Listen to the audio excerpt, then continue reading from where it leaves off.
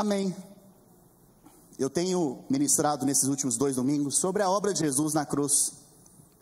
Mas a obra completa do Senhor Jesus, ela não só constitui na cruz, mas também na sua ressurreição. No primeiro domingo, se você não estava aqui, eu te convido a ouvir a mensagem, onde eu falo sobre dupla honra. No lugar da sua vergonha, Jesus te deu dupla honra. Por quê? Ele levou a sua vergonha. No domingo passado, eu falei sobre as 7 palavras que Jesus pronunciou lá na cruz. Quantos estavam aqui? Aleluia. Só vocês? 40 pessoas? Ué, onde vocês estavam? Vocês estão indo em outra igreja? Estava para Orlando? Ó, mês de setembro nós vamos falar dessas coisas. A vitória do mundo. Nós vencemos o mundo, amém? O mundo não te domina mais, amém? Mas voltando para cá. Hoje eu quero compartilhar com você ainda sobre a obra da cruz e começar a falar sobre a obra da ressurreição. Porque Jesus morreu? Estou dando a cola. Mas ele ressuscitou? Sim. Então, no Antigo Testamento, nós teremos 3 ilustrações. Quantas ilustrações, irmãos? 3 ilustrações que apontam para esse momento da cruz e ressurreição de Jesus. E eu vou pegar esses 3 momentos que estão ali no Antigo Testamento para compartilhar com você hoje sobre essas verdades. Amém? Vamos orar então pela palavra? Pai Santo, em nome de Jesus, abre o nosso entendimento, nos dá a revelação da Tua palavra, fala conosco nessa manhã, ministra ao nosso coração a verdade da Tua palavra e revela-nos por meio do Teu Espírito. Ó Senhor, revela-nos por meio da Tua graça, o Teu favor, a Tua verdade, em nome de Jesus. Amém. Amém. Aleluia. Irmãos, primeira ilustração, ou primeiro momento que eu quero compartilhar com você, é o momento em que Jesus, ele cita algo que aconteceu no Antigo Testamento para falar da sua crucificação. Certa vez um homem chamado Nicodemos, fala comigo, Nicodemos. Hoje eu não vou pregar, hoje eu vou ensinar, amém? Hoje é como se fosse uma aula de seminário. Tem dia que a gente prega, mas tem dia que a gente ensina. Então hoje eu quero ensinar. Nicodemos então é esse homem que na sua comunidade, ele é o cara que sabe tudo de Bíblia, no Antigo Testamento. Pelo menos ele achava que sabia. E aí de repente, ele chega no Senhor Jesus e faz um agendamento. Quero conversar com o Senhor. A Bíblia fala que foi por volta da meia-noite. Por que ele foi encontrar com o Senhor Jesus esse horário? Porque ele tinha vergonha. Ele não queria expor, porque ele era um mestre, ele era o cara de alta patente. Ele não queria mostrar que ele estava se submetendo ao Senhor. E a Bíblia diz então, que no meio da conversa, Jesus falou para ele algo. O que é nascido da carne é carne, mas o que é nascido do Espírito é Espírito. Importa o que? Nascer de novo. Nascer de novo. Jesus aqui então, ele está definindo algo para mim e para você. Ele está definindo que aquele que é nascido da carne, ele é carne, e o que é nascido do Espírito, ele é Espírito. Então, a porta, a forma de você se reconectar, a forma do homem ser salvo é única. A única forma é nascendo de novo. Mas Nicodemos, o que ele entendeu? A resposta dele nos mostra o que ele entendeu. Ele falou: Senhor, espera lá. Quer dizer então que eu tenho que entrar na barriga da minha mãe e nascer de novo? Isso foi o que ele entendeu, irmãos. Tem que ter muita fé para entender um negócio desse, não é verdade? Ele entendeu isso.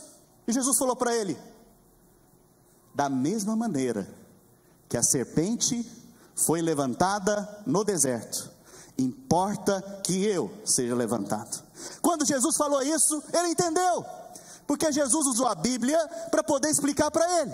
E nesse momento ele teve a revelação. Ele caiu em si.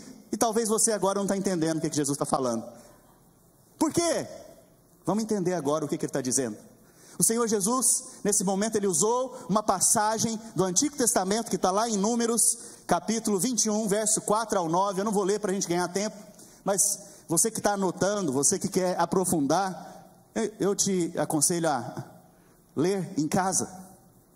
Mas essa passagem diz que o povo continuou a murmurar e reclamar.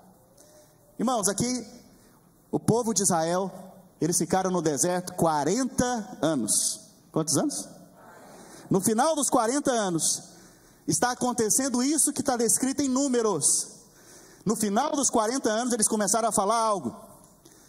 Ah não, esse maná cair do céu de novo, esse pão que Deus está me mandando hoje de novo, eu não aguento mais comer esse pão. Eles estavam reclamando do quê? Da comida que Deus? Eu não aguento mais ir para o culto para ouvir palavra. Eu não aguento mais ficar ouvindo palavra. Tem que ouvir palavra. Ah não, será que não tem outra coisa melhor? Só quer pregar aí do amor de Deus, da cruz. Será que não tem as coisas profundas do Senhor? Essa era a murmuração dele, a reclamação deles. A Bíblia diz que nesse momento então, Deus, preste atenção irmãos, eles estavam reclamando do pão. O que Jesus disse a respeito de si mesmo? Eu sou o pão que desceu do céu. De que esse povo estava reclamando? Do próprio Senhor. Preste atenção, quando você reclama do próprio Senhor, seja o cabeça ou o corpo, o céu fecha, porque Ele é a porta, porque Ele é o caminho, Ele é a verdade. Se você tira Ele do centro, as coisas desandam, filho, a proteção acaba, só há salvação nele, e fora dele não há salvação. E aí então a Bíblia diz que nesse momento então, serpentes abrasadoras vinham e picavam aquelas pessoas que estavam no deserto. Alguém já viu uma serpente aqui? Alguém já pegou numa serpente? Aquele negócio gelado. Mas dá medo, não dá? A Bíblia fala que as serpentes vieram e picavam as pessoas e elas morriam por causa do veneno. Preste atenção. Por que antes as serpentes não picavam eles? Porque eles não reclamavam da comida. Eles comiam o que era dado para eles da parte de Deus. Mas e agora? Por que a serpente está picando? Porque eles estão reclamando da comida, da palavra. E aí então a Bíblia diz que Moisés se levanta e vê aquela situação acontecendo e ora a Deus e fala: Senhor, nos ajuda, salva o povo. Deus fala para Moisés: vai lá, pega e constrói uma serpente de bronze e coloca ela numa haste de bronze. Preste atenção, olha aqui para mim. Bronze na Bíblia significa condenação. Bronze na Bíblia significa juízo. Eu falei para vocês há 2 cultos atrás que Deus removeu a sua vergonha, porque Ele removeu a sua condenação. O que tem mais falado para você nesses dias é que na cruz Jesus removeu toda a sua culpa, condenação. A Bíblia diz então que Moisés foi lá e construiu. Vocês estão imaginando a cena? Uma serpente de bronze pendurada numa haste. Quem compôs a foto aí? A imagem, na verdade? Não é a foto do dia não, irmãos, é uma imagem ilustrada. Vocês estão comigo, gente? Estou fazendo piada aqui, vocês nem riem. Obrigado agora. Então Moisés construiu essa haste com a serpente de bronze. E Deus falou para ele o seguinte: todo aquele que olhar para a serpente vai ser curado. Curado. Preste atenção. Vamos supor que aqui dentro hoje aparece um monte de serpentes agora. Imagina a cena. O que os homens valentes iam começar a fazer aqui? Correr? Não. Não é verdade isso. O que os valentes homens de Deus vão fazer? Mulheres, fiquem nas cadeiras. Vão se reunir e vão falar: esse grupo mata as serpentes que estão naquela região, esse grupo mata as serpentes que estão aqui, esse grupo mata as outras ali. Outro grupo vai buscar pau, madeira, veneno, fogo. Ia ter uma organização geral aqui entre os homens, ia ou não ia? Ia ou não ia? Para resolver o problema. Mas qual é a maneira que Deus resolve o seu problema? Essa é a mensagem aqui dessa parte. Qual é a maneira que Deus te muda, te transforma? Porque se você tem algum problema na sua vida, o que normalmente você quer fazer? Passo 1, passo 2, passo 3. Aí você está no passo 5º, você já esqueceu o que era para ser feito no passo 1 e perdeu tudo de novo. Mas Deus falou para Moisés o quê? Todo aquele que olhar a serpente, naquele instante, ele vai ser curado. Preste atenção. Jesus agora está pegando essa passagem para falar da cruz, que ele seria crucificado. E ele está falando da maneira, então, o assunto, a gente tem que deter no assunto. O assunto é nascer de novo, ser salvo. Jesus está contando para nós aqui como que nós somos salvos, como que nós podemos receber salvação. E aí na sua cabeça agora, você pensa que Jesus é salvador apenas do inferno, dos seus pecados. Jesus, ele é salvador de todas as coisas que você precisa. Você precisa de salvação migratória nesse lugar? Você precisa de salvação no casamento? Você precisa de salvação na sua vida espiritual? Você precisa de salvação em quê? No seu trabalho? Pois é, Jesus está contando para nós como que você adquire salvação de graça. Como? Olhando para Ele. Olhando para Ele. Todo aquele que mirar a serpente será salvo. No dia que você olhou para Jesus, naquele momento, Deus removeu da sua vida o veneno da serpente. Se você não sabe, serpente na Bíblia aponta para Satanás, diabo, demônios. Você percebe então? Se fosse para eu resolver o problema, eu ia matar tudo. Mas Deus, o que Ele faz para resolver o seu problema e o meu problema? Ele tira o problema? Tirou o problema? Não, Ele te deu imunidade contra o problema. É por isso que muitas vezes você fala: Senhor, tira esse irmão de perto de mim, não aguento mais esse irmão. Deus não tira o irmão, Ele te dá imunidade. A imunidade é perdão, amor, graça. Senhor, esse chefe eu não aguento mais. Pois é, meu filho, eu vou te dar imunidade agora contra esse chefe. Ele não vai te tirar do trabalho, Ele vai te dar imunidade para você testemunhar o amor, a graça e o perdão de Deus. Você percebe? Senhor, meu casamento, eu não aguento mais meu casamento. Pois é, o Senhor vai te dar imunidade, a ponto de quando alguém se levantar ali no casamento para fazer alguma ofensa, você nem ofendido vai ficar, porque você ama segundo o amor de Deus. Você percebe que Deus, Ele te dá imunidade, é melhor do que outra coisa. Ó, a imunidade do Covid não é bom, irmãos? Você pega quando você tem imunidade contra o Covid? Não, você não pega. Por quê? Porque você é imune.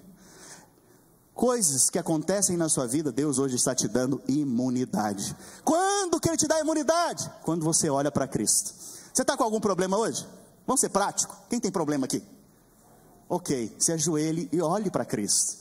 Ouça a palavra olhando para Cristo. Na medida que você ouve a palavra, na medida que você ora, medita, Deus está te dando imunidade contra cada um desses problemas que você está enfrentando. Esse é o nosso Salvador, amém? Vocês estão comigo, irmãos? Essa é a obra da cruz que nós falamos domingo passado. Continuando. Outra ilustração que nós temos também no Antigo Testamento, e a Bíblia fala que o Antigo Testamento é sombra da realidade que nós temos hoje no Novo Testamento ou em Cristo. Se eu estou aqui, tem uma sombra minha ali, quer dizer o quê? Que eu estou presente aqui, mas a sombra sou eu? Não, a sombra é uma imagem que eu estou aqui, não é verdade? Da mesma maneira, o Antigo Testamento é sombra de Cristo, da realidade que nós temos em Cristo. Preste atenção. A segunda imagem que eu quero te dar, ou a segunda ilustração, ela está lá no Antigo Testamento, quando foi criado o tabernáculo. Eu não sei se você já ouviu falar a respeito do tabernáculo, mas essa é uma imagem ilustrativa do tabernáculo. O tabernáculo foi algo que Deus deu para Moisés. Deus pediu para Moisés construir um tabernáculo. Por quê? Porque Deus queria habitar no meio do seu povo. Esse tabernáculo aqui, na verdade, é uma sombra da realidade que nós temos hoje em Cristo. Qual é o tabernáculo de Deus hoje? Eu e você. Deus habita onde hoje? Em mim e em você. Mas tudo que está aqui no tabernáculo tem a ver com Cristo. E tem um móvel dentro do tabernáculo, dentro dessa área do tabernáculo, que se chama altar, ou altar de holocausto. Ele fica bem na entrada. Vocês estão vendo ali o fogo? Estão vendo, gente? Falei que hoje não é pregação, hoje é aula. Amém? Ensino da palavra. Vocês estão vendo ali? Ali era onde era sacrificado o cordeiro, ou animais, que apontam todos eles para Cristo. O altar era feito de bronze. Bronze, eu expliquei para vocês mais cedo, significa o quê? Condenação, juízo, condenação. E é interessante que quando você entrava no tabernáculo, o primeiro móvel que você via era o altar. Preste atenção agora. Qual é a verdade que está aqui em volta disso? O altar nada mais é do que a própria cruz, um símbolo da cruz, um símbolo da obra de Jesus na cruz do Calvário. O altar, ele tem 4 lados. Quantos lados, irmãos? 4 lados. Preste atenção no que Davi escreveu, no que Davi falou. Lavo as mãos na inocência. Salmo 26, 6. Lavo as mãos na inocência. Primeira coisa que ele fala é isso. Eu pergunto para você, depois que você foi justificado, depois que Jesus pagou o preço por você, o que você é agora? Inocente. Se Deus vier te punir, Deus, ele vai se tornar agora alguém transgressor. Por quê? Porque tem como pagar a fatura do cartão 2 vezes? Sem que se você pegue de volta o que você pagou? Não. Dívida você paga só uma vez, é verdade? Agora, se você quer pagar mais de uma vez, você não está pagando a dívida. Você está sendo generoso e dando dinheiro para alguém. É ou não é? Se o banco mandar uma fatura para você cobrando novamente aquilo que você já pagou, você vai pagar? Porque é ilegal, não é verdade? Deus pode agir de forma ilegal? Não, porque Deus não peca. Deus não pode falhar. Deus não erra. Deus não pode errar. Por que eu estou te dizendo isso? Porque Davi, homem segundo o coração de Deus, antes mesmo de vir Jesus, ele já teve essa revelação. Qual revelação? Vamos continuar lendo? Lavo as mãos na inocência, e assim andarei ao redor do teu altar. O altar é o que, irmãos? O altar é uma figura do que no Antigo Testamento? Cruz. Imagine agora o altar aqui. Volta a imagem lá do altar. Imagina aqui o altar tem quantos lados? Vocês estão sabendo, hein? Glória a Deus. 4 lados.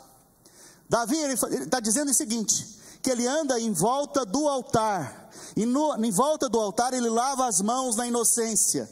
Em volta do altar, ele vai contemplando a obra que foi feita no altar. Se eu estou andando em volta do altar, eu estou olhando para onde? Para o altar. Eu tenho tempo para ficar olhando para o lado direito, eu tenho tempo para ficar olhando para a distração, eu tenho tempo para ficar prestando atenção na vida do meu irmão, no que ele está fazendo, o que ele deixa de fazer. Não tem tempo, porque eu estou focado em Cristo. Essa é a caminhada nossa, esse é o estilo de vida de cada crente. Qual que é o estilo de vida? Olhar para a obra de Jesus, o tempo inteiro eu contemplo a obra de Jesus na cruz, o tempo inteiro eu vejo, eu fui perdoado, eu fui justificado, eu fui sarado, eu fui curado. O Senhor, essa obra é maravilhosa porque eu fui aceito. Essa é a obra de Jesus. Davi teve essa revelação. Mas não é só essa a verdade, tem mais coisas. O altar tem quantos lados mesmo, irmãos? 4 lados. Então, o primeiro lado que eu quero falar para você é o lado norte do altar. O lado norte do altar, quando você entrava no tabernáculo, você dava de frente para o lado leste. Fala comigo, leste. De frente para o lado leste. Mas quando você ia apresentar o cordeiro para ser sacrificado por causa do seu pecado, por causa da sua culpa, ele ficava do lado norte. Fala comigo, norte. A Bíblia fala que o inimigo do povo de Israel sempre vinha do norte. Por quê?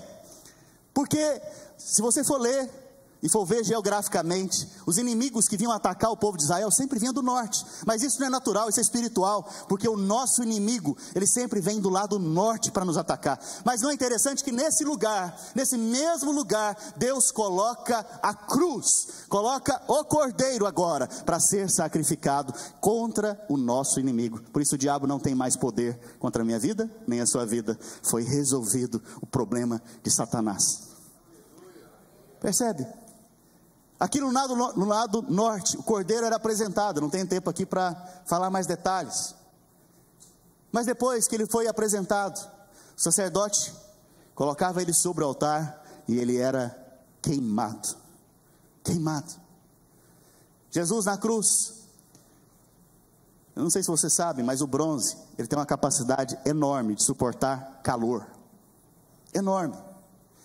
Isso mostra também uma característica de Jesus, porque Jesus suportou o juízo de Deus, que era meu e seu, sobre o corpo dele. Ali na cruz, ele recebeu todo o juízo.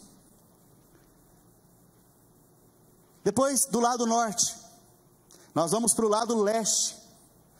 Depois que o sacrifício foi feito, foi queimado. Depois de queimar algo, o que resta? Oh, aleluia! O que resta, irmãos? Cinzas. Preste atenção.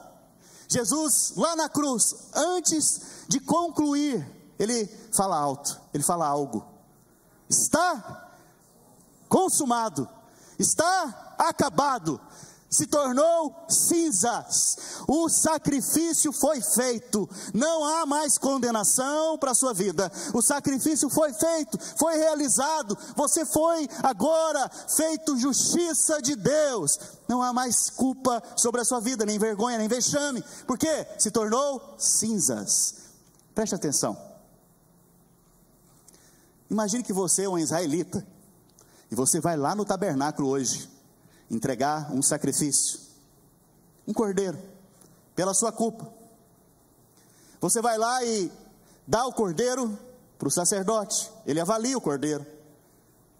O sacerdote fala, tá ok, esse aí pode ser apresentado no seu lugar.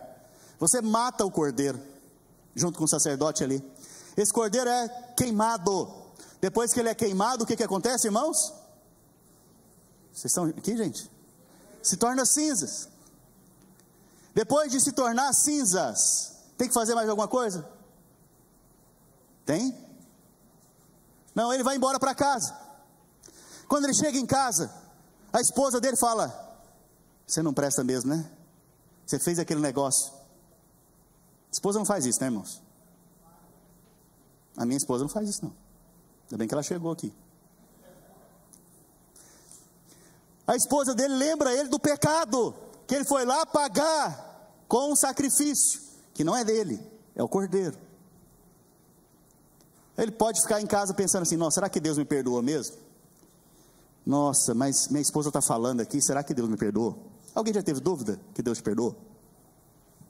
Vou levantar a mão para te ajudar. Alguém já teve dúvida, depois de você falar, nossa, o que eu fiz? Será que Deus vai me perdoar agora? Alguém já teve essa dúvida? Alguém já conviveu com essa dúvida? Alguém já ficou debaixo de pressão, assim, de condenação, por causa dessa dúvida? Aleluia, então nós estamos no mesmo barco. Então esse cara está lá na casa dele, ele fala, eu vou voltar lá, porque se Deus não aceitou o sacrifício, o cordeiro está lá ainda. Quando ele chega diante do tabernáculo, a primeira coisa que ele vê é o quê? Cinzas. E as cinzas dizem o quê? Está consumado, foi realizado, a dívida foi paga. Você percebe então que a primeira coisa que você tem que lembrar quando você entrar para cultuar a Deus nesse lugar é, eu fui perdoado, eu fui perdoado, porque isso te dá liberdade para andar agora em volta do altar, você vai lembrar de Jesus. Jesus é o Cordeiro de Deus que tira o pecado do mundo, que foi entregue por nós, mas depois disso você vai ver as cinzas mostram a obra consumada de Jesus, mas não acabou, a mesma palavra no original para cinzas, é a mesma palavra de onde vem óleo, unção. Quantos querem a unção de Deus na sua vida? Quantos querem o poder de Deus na sua vida? Depois que você faz churrasco, se for uma picanha, a picanha está queimando ali, na lateral dela tem aquela gordura. quando a gordura cai no fogo, o que o fogo acontece com o fogo? Fica mais forte, não é verdade? É ou não é? Mas no final, aquele carvão fica todo embebecido no óleo. A primeira experiência que você tem depois de passar pelas cinzas é ser cheio do Espírito Santo. É o óleo de Deus, é a unção de Deus na sua vida. A obra da cruz te deu liberdade para poder ser cheio do Espírito, para poder ter uma experiência do óleo, para poder ter uma experiência de unção na sua vida. Do lado norte, eu fui para o lado leste. Do lado leste, agora eu vou para o lado sul. No lado sul, se você for ler o livro de Zacarias, deixa eu ver se é Zacarias mesmo. Ezequiel, desculpa. O livro de Ezequiel. No livro de Ezequiel fala das águas que fluem no lado sul do altar. Veja, irmãos, Davi teve uma revelação. Eu estou contando para você aqui hoje. A revelação que Davi teve é que o sacrifício foi feito na cruz. Depois do sacrifício feito, a obra está consumada. Agora, você pode ser ungido por Deus, capacitado por Deus para servir a Deus. Mas não só isso. Jesus disse, do seu interior fluiriam rios de água viva. Preste atenção, o lado sul do altar é onde Ezequiel diz que fluiriam rios de água viva. Enquanto você dá a volta no altar, você está olhando para a obra consumada de Jesus, olhando para Jesus, mas no seu interior está fluindo rios de água viva. Você está sendo cheio do Espírito. Quanto mais você medita nessa verdade, mais cheio do Espírito você é, mais você vai fluindo mais no Espírito. E para finalizar a ilustração do altar, depois de sair do lado sul, eu vou para onde agora? Para o lado oeste. Leste, oeste. De frente do altar, no lado oeste, tem o quê? Vamos lá, gente. Volta lá. O que tem aqui em frente do altar, irmãos? O que tem aqui em frente do altar? O santo e o santo dos santos. Aonde que Deus habita? No santo dos santos. Aquilo ali é uma ilustração do nosso ser. Corpo, alma e espírito. Deus habita no nosso espírito. Interessante que a primeira entrada se chamava: eu sou a porta, a verdade e a vida. Porta, verdade e lá dentro o santo dos santos, vida. Quem disse isso? Jesus. Jesus diz: eu sou o caminho, a verdade e a vida. Caminho, verdade e vida. Eu sou a porta das ovelhas. Então ele é o caminho, a verdade e a vida. Depois que você entrou pelo caminho, você aprendeu a verdade do altar, você vai entrar pela verdade. E aí você vai experimentar da vida e vida em abundância. O que resta agora? Entrar para a presença, entrar para desfrutar do pão, desfrutar do Senhor. Preste atenção. É nesse momento então que muitos de nós experimentam de presença de Deus. Sabe, nesses dias eu tenho buscado muito no meu coração a presença do Senhor. Mas você não pode experimentar da presença se antes você não experimentar do altar. Porque o altar é que te conduz para a presença. Mas não é só isso. Ali também fala da casa de Deus. Todos que passaram pelo altar, meditam na obra de Jesus, eles vão se conectar na casa de Deus. Eles vão se tornar casa de Deus. Preste atenção. Sempre que vai falar da casa de Deus é nós, não é eu. Por isso não tem como você ser igreja em casa. Desculpa, não tem como. Porque igreja em casa é sozinho. E igreja sozinho não existe. Igreja é coletivo. Igreja é conectado. Igreja é nós. Somos nós, não é eu. Eu é individual. E nós, quando nos reunimos, nós somos igreja. Deixa eu também desmistificar alguma coisa na sua mente aqui. Esse prédio aqui é a igreja, irmãos? Não, Deus me livre. Isso aqui é um prédio. Daqui um dia nós vamos mudar daqui em nome de Jesus. Vamos para um prédio melhor. Quem crê diz amém. Agora, Isso aqui é altar? É uma boa pergunta também. Porque quando eu vou para o altar, eu tenho que estar santo.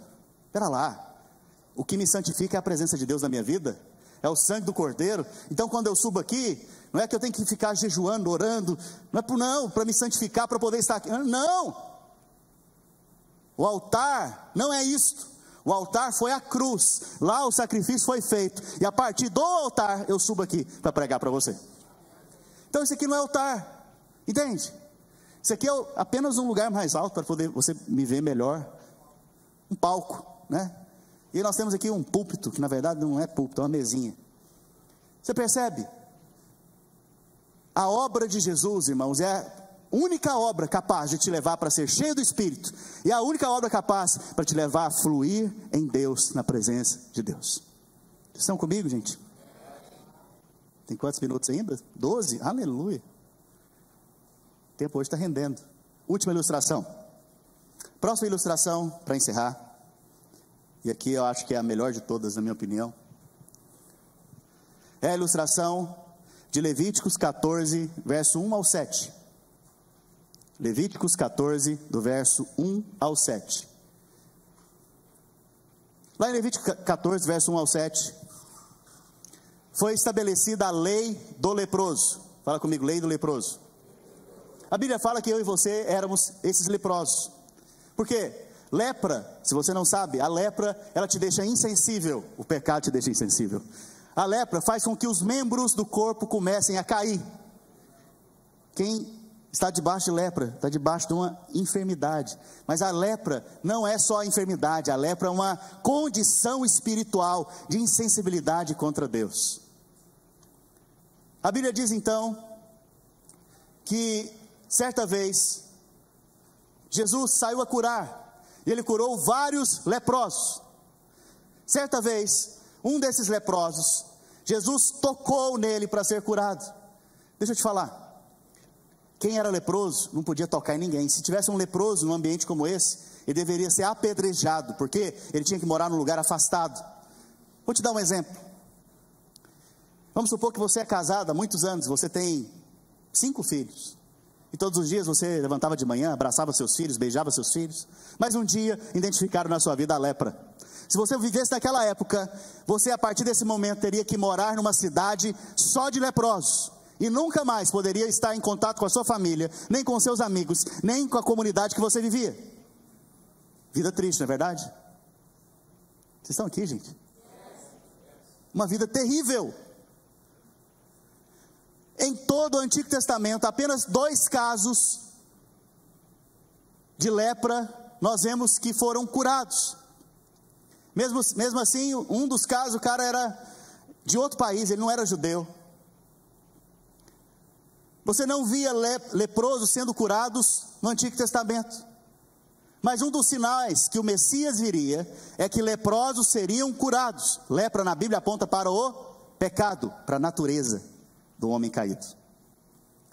Jesus, quando vem, ele começa a curar um monte de leproso. E foi estabelecida uma lei, lá em Levíticos, para o leproso, para a purificação do leproso. Quando o leproso fosse curado, ele tinha que fazer esse ritual. Vocês estão comigo, gente? Estou encerrando. Que ritual era esse, pastor? Vamos ler lá? Essa será a lei do leproso no dia da sua purificação. Será levado ao sacerdote. O que leproso? Ele tinha que ir para onde agora, depois de ser purificado? Sacerdote. Quem que vai levar ele? Ele mesmo? Hã? A Bíblia não fala aqui, não deixa claro. A Bíblia só fala que ele seria levado. Deixa eu te falar uma coisa, isso aqui não tem a ver com o leproso lá daquela época, tem a ver comigo e com você. O Espírito Santo levou você até o sacerdote. O Espírito Santo, lá na sua casa, antes de você saber de igreja, aquele tempo que você falava que crente é tudo um povo estranho, esquisito, eu não quero mexer com esse trem de crente não. Você falava isso? Alguém já falou isso? Eu falava demais. Passava na porta de igreja, Assembleia de Deus, eu falava, esse povo é tudo doido. Mas um dia, o Espírito Santo começou a trabalhar no meu coração, da mesma maneira com você, e nós fomos levados ao sacerdote. Sacerdote aqui aponta para quem? Senhor Jesus, Ele é o grande sumo sacerdote, segundo a ordem de Melquisedeque. Ele não tem início de dias, nem fim de dias. Ele é eterno. Nós somos levados até Ele. Mas a Bíblia fala, continuando aqui, que depois de ser levado, no verso 4, o sacerdote tinha que pegar 2 aves. Quantas aves, irmãos? Essas aves tinham que ser limpas, não podia ter mancha. Isso aponta para o próprio Senhor Jesus. Preste atenção. Essas aves têm a ver com a morte do Senhor Jesus e com a ressurreição do Senhor Jesus. Quando Deus quer falar algo para nós, Ele nos dá uma imagem. A ave vem da onde? Do céu. Jesus veio da onde? Da onde, irmão? Vocês têm dúvida? Dos céus. A Bíblia fala que essas aves eram quantas? Uma deveria ser morta, colocada num vaso de barro. Vocês são vasos de barro? Jesus se fez gente, se encarnou. Ele não é o verbo encarnado, não é o verbo no vaso de barro. Ele não se fez gente, ele não morreu na carne, ele não foi morto e crucificado ali. Foi ou não foi, irmãos? Está vendo que isso aqui tem a ver com a obra dele e com a aplicação da obra dele nas nossas vidas? Quantos pássaros são? Quantos já morreram? Um morreu. Esse vaso de barro, nele tinha que colocar águas que fluem, água de uma fonte, e colocava então esse pássaro morto nessa água dentro do vaso de barro. Estão comigo, acompanhando aqui? Essa ave agora, morta, pegava ela diante do leproso e aspergia no leproso 7 vezes.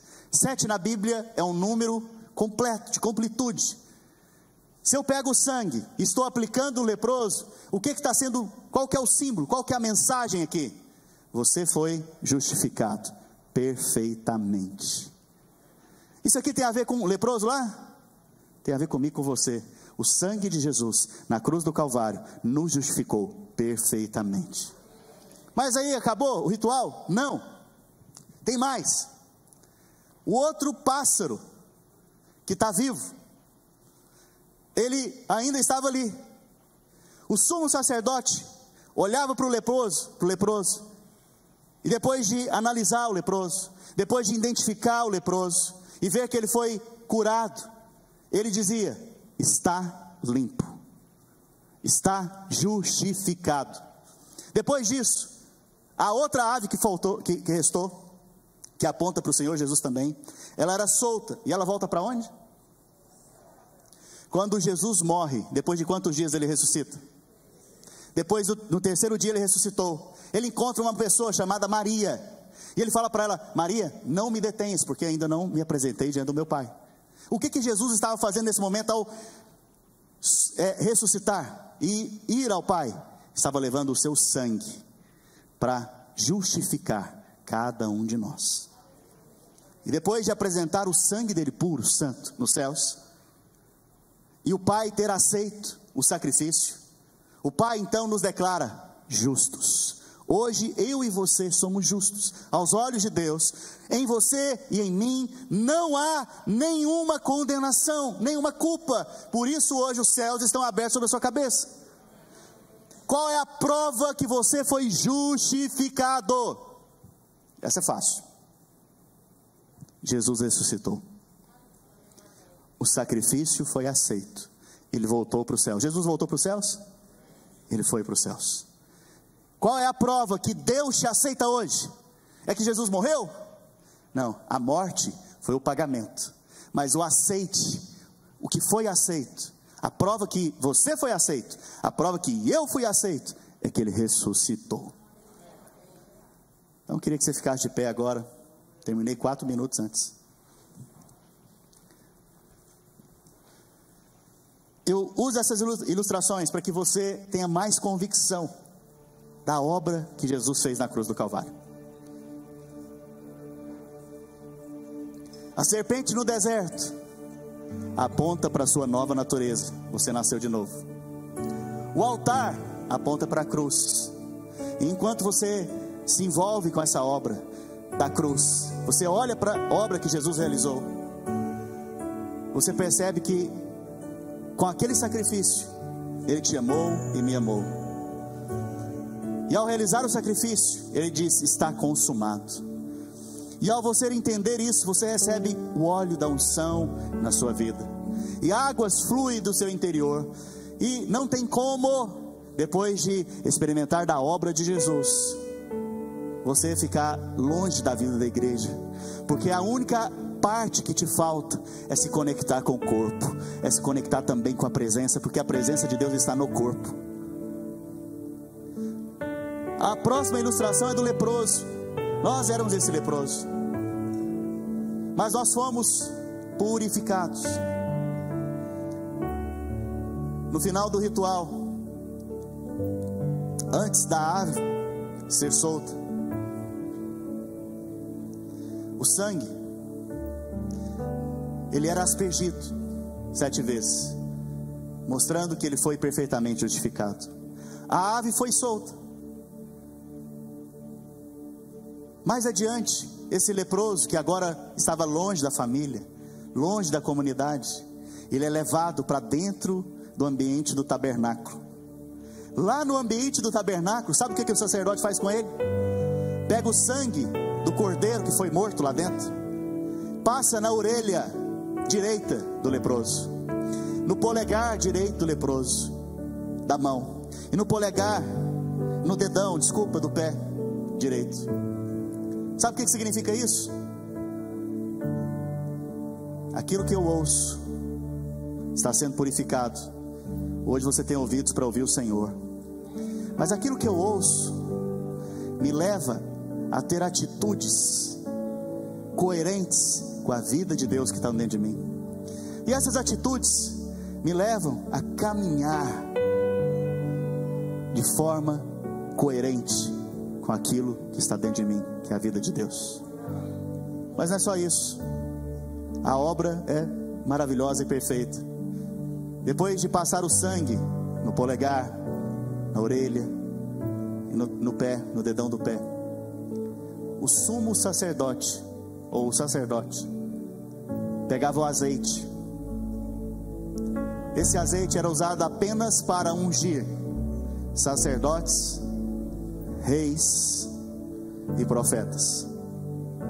Era gente muito especial, gente muito especial ali na nação de Israel, que recebia o azeite na sua cabeça. No dia que o leproso era purificado, depois de receber o sangue do cordeiro, quantos aqui receberam o sangue do cordeiro? Ele também era ungido, ele era colocado numa posição elevadíssima, onde só reis, profetas e sacerdotes poderiam estar. O sumo sacerdote ou o sacerdote pegava do azeite e derramava sobre a cabeça do leproso, e a partir daquele dia ele era alguém muito especial na comunidade, no meio do povo de Deus. Olha para o irmão que está ao seu lado agora, fala: o azeite foi derramado na sua cabeça, o Espírito Santo está dentro de você, você é uma pessoa muito especial. Antes você era leproso, mas agora você foi ungido, rei e sacerdote, e foi separado para ser nação santa, povo de propriedade exclusiva de Deus. Essa é a sua história, a minha história. Isso foi o que Jesus fez conosco na cruz e na sua ressurreição. Feche seus olhos.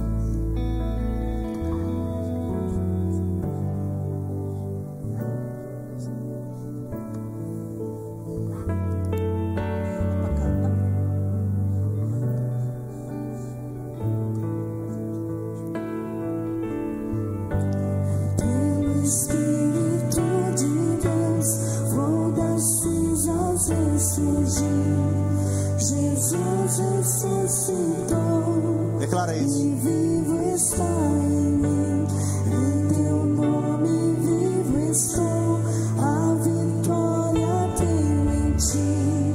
Jesus ressuscitou e vivo está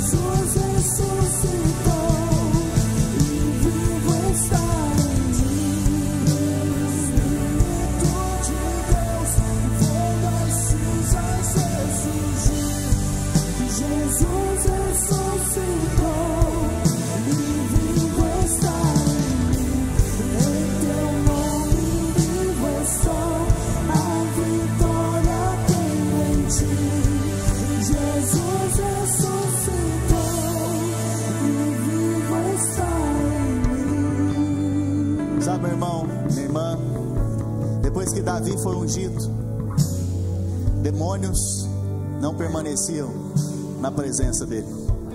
Depois que Davi foi ungido, gigantes caíram diante dele. Depois que Davi foi ungido, a presença da glória de Deus foi restaurada no meio da nação. Eu libero uma palavra sobre você hoje. Você que teve revelação do que Jesus fez na cruz por você. Você que teve revelação da justificação por meio da fé. Você que teve revelação do sangue do Cordeiro que já foi aplicado na sua vida.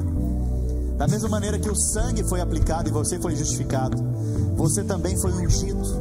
E você que foi ungido pode sair lá fora agora e derrubar os gigantes que estão se levantando contra a sua vida. Você que foi ungido, demônios não vão ficar na sua presença. Demônios vão bater em retirada na medida que você caminha.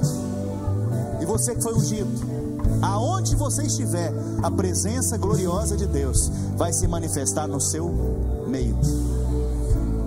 Profetize isso sobre a sua vida. É uma semana abençoada, de vitórias, em nome de Jesus. Vá vencer os gigantes, vá derrubar os gigantes, e seja vitorioso, no nome do Senhor Jesus.